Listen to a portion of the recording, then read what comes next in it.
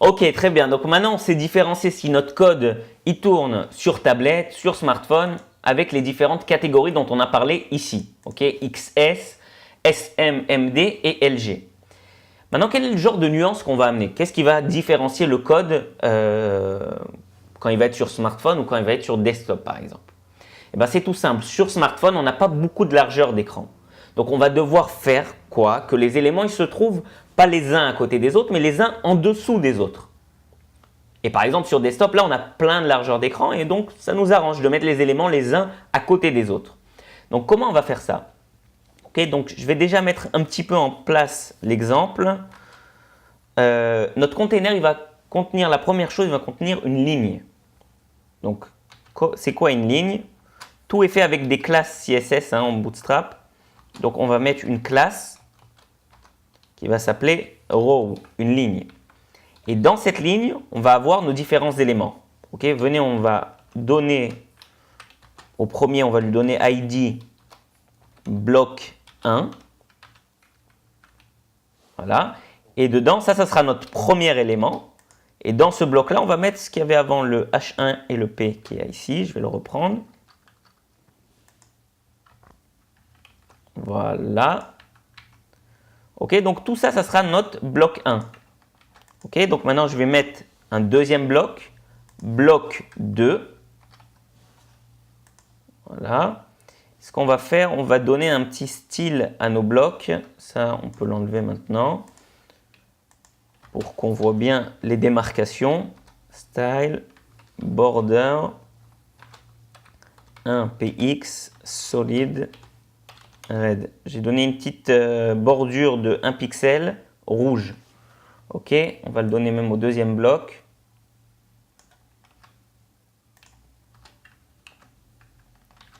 Voilà. Maintenant, si je rafraîchis ma page, j'enregistre, je rafraîchis ma page.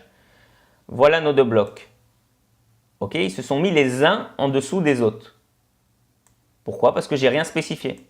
Donc ça, c'est le comportement standard. On a dit que les divs se mettent les unes en dessous des autres. Ok. Maintenant, si j'avais voulu que par exemple sur desktop, on va dire, vous savez quoi? On va regarder notre catégorie.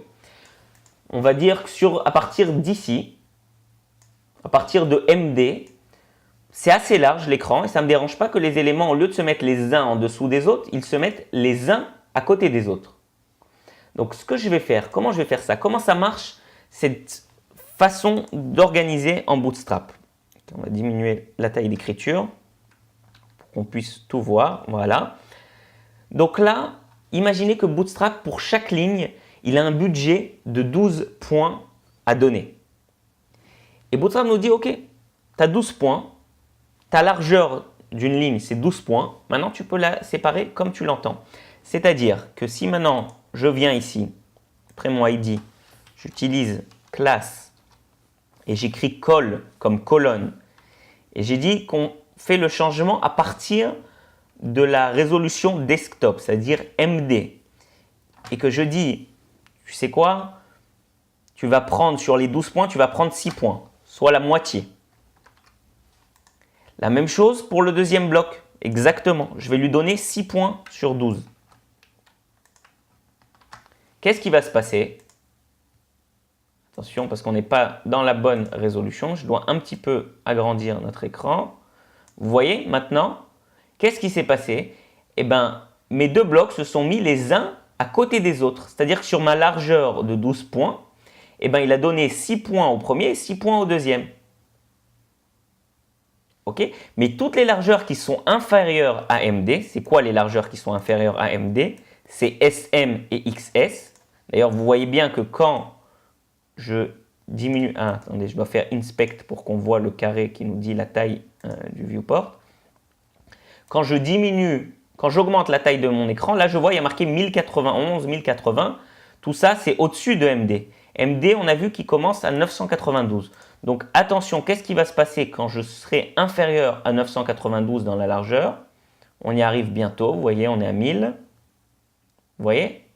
Eh bien, les éléments, ils se sont mis les uns en dessous des autres. c'est-à-dire le comportement standard. Et à partir de MD, ils se sont mis les uns à côté des autres.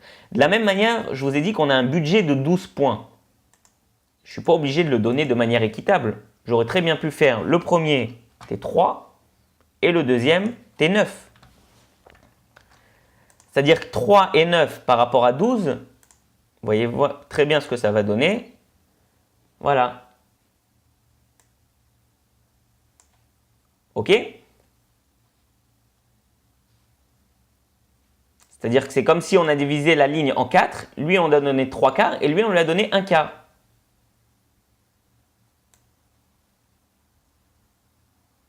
Et de la même manière, dès que je descends de 992, eh ben, ça redevient le comportement standard.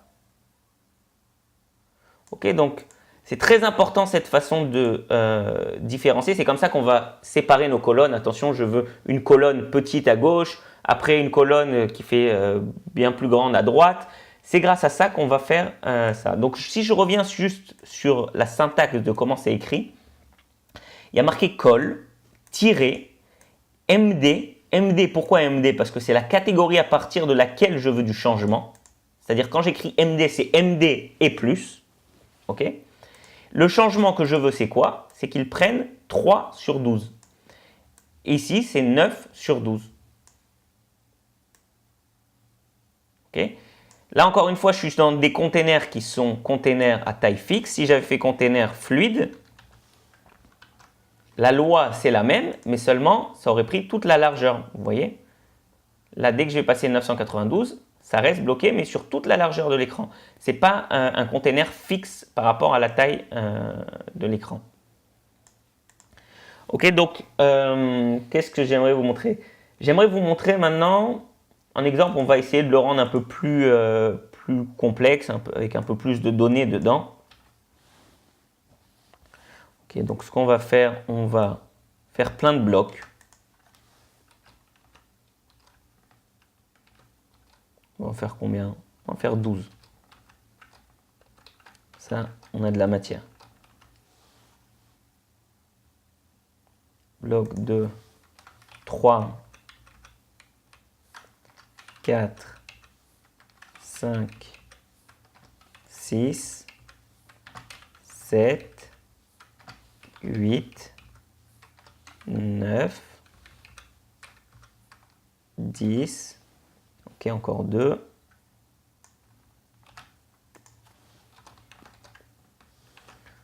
là, 11 et 12.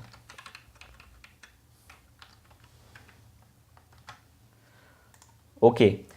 Maintenant, ce que je veux vous montrer, c'est comment, par exemple, ici j'ai 12 blocs. Vous voyez? Donc, bien sûr, mes changements, ils se sont faits à partir de MD. Donc, tout ce qui est moins que MD et ici, c'est moins que MD. Et bien, tout simplement, ils se mettent les uns en dessous des autres. Maintenant, si j'avais voulu, on va prendre un cas qui peut être un cas standard. J'avais voulu que sur smartphone, oui, les éléments se mettent les uns en dessous des autres. Mais qu'à partir, on va reprendre notre tableau des résolutions, mais qu'à partir de SM, c'est-à-dire des tablettes, j'aurais aimé avoir 2 éléments par ligne. Et à partir de desktop, j'aurais aimé avoir 3 éléments par ligne. Et à partir de plus large desktop, j'aurais aimé avoir 4 éléments par ligne. Donc comment je vais faire ça? Tout simple. Je vais dire, je vais spécifier, donc on a dit par exemple qu'à partir de tablettes, c'est-à-dire que le plus petit, on n'a pas besoin de le spécifier puisque le XS, si on met rien, par défaut, il va prendre toute la largeur et c'est ce qu'on veut. Donc nous, on veut qu'à partir de la tablette, il y ait 2 éléments par ligne. Donc ça veut dire SM. Et si on veut 2 éléments par ligne, vu que la ligne c'est 12, donc on doit écrire SM6. Okay, donc on va prendre notre col MD9 qu'on a écrit partout ici. Je vais vous montrer un raccourci. Là, je fais CTRL H. Ça me permet de sélectionner tous les cols MD9 et je vais remplacer directement avec le texte col SM6. CTRL H. Donc, on va remplacer le texte col MD9 par col SM6. OK? Donc là, je fais replace, replace. Vous voyez? Et que un par un, il me les remplace. OK? Donc maintenant, juste pour vous montrer, voilà, là apparemment je dois être sur la résolution de la tablette. Vous voyez, regardez le numéro ici, hein. Juste je remets à chaque fois le tableau parce que on ne s'en rappelle pas par cœur. En dessous de 768, on est sur les smartphones. Là, donc là, je suis à 723, je suis sur smartphone. Je grandis, attention, je passe sur tablette. J'ai passé les 768. Et là, nos éléments, en effet, ils se sont mis 2 par ligne et non 1 par ligne. Ok. Maintenant, si je veux, en parallèle de ça, je veux mettre que sur desktop, on a dit, desktop, c'est la 3e catégorie, on en est 3 par ligne. Tout simplement, je dois rajouter à ça quoi? Une autre classe. Tout ça, c'est des classes CSS. Et là, je vais écrire col. Donc, la 3e catégorie, c'est MD. Donc, je vais écrire col MD. Et pour en avoir 3 par ligne, vu qu'on a un budget de 12, 12 divisé par 3, c'est 4. Donc, je vais écrire col MD 4. Ok, je vais le prendre sur chacun, je vais le rajouter.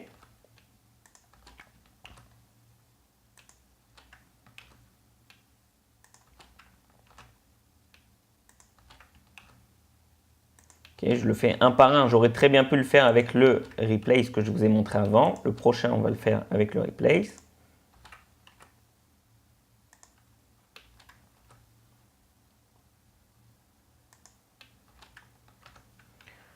Voilà. Maintenant, on va repartir de petit. Ok.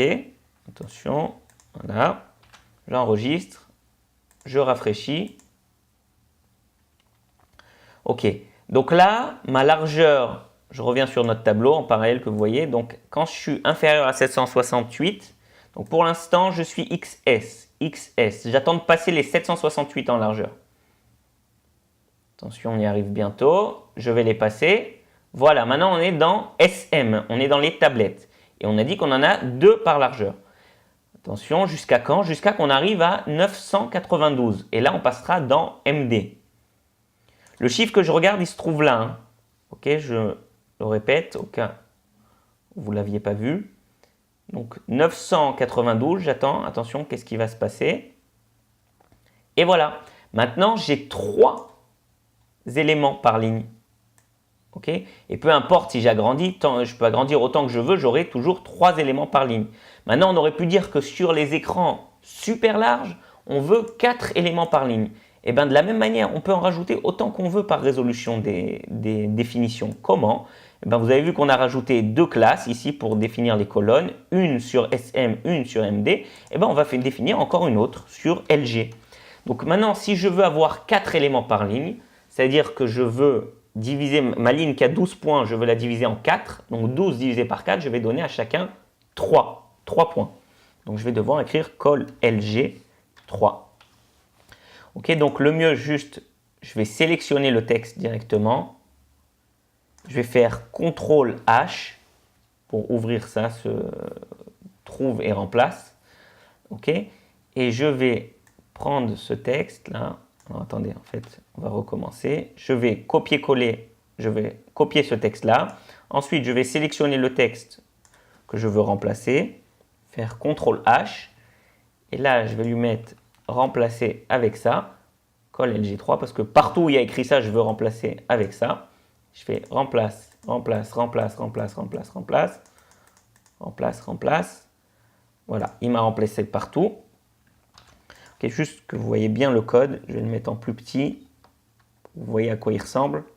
Voilà, pour qu'on voit tout bien sur une ligne. Chaque bloc, il a maintenant ici 3 classes. Okay, donc maintenant, j'enregistre et je rafraîchis ma page et on reprend depuis le début. Je suis sur smartphone. Okay, à chaque fois, je prends le navigateur pour vous donner un exemple parce que c'est la meilleure façon de se rendre compte de l'exemple. Mais là, je suis sur une largeur que vous pouvez avoir sur votre téléphone. C'est-à-dire, je suis sur une largeur de navigateur qui correspond à un smartphone. Attention, je grandis. Je grandis jusqu'à quand je cherche le 768, je suis à 720. Voilà, maintenant j'en ai 2 par ligne. Maintenant, attention, je vais passer à 992, je vais passer dans les MD. Et voilà, maintenant j'en ai 3 par ligne. Et attention, quand je vais passer au 1200, j'en ai maintenant 4 par ligne. Ok? Et ça, ce qu'on vient d'apprendre dans ce cours, c'est la base du responsive. C'est ça l'élément de base qui va faire que notre site il aura l'air différent sur smartphone ou sur tablette ou sur desktop. Pourquoi? Parce que les éléments, au lieu d'être les uns à côté des autres, ils vont passer les uns en dessous des autres, par exemple. Ok, c'est une des façons de faire. Donc ça s'appelle grid system, le système de gris de Bootstrap. Voilà.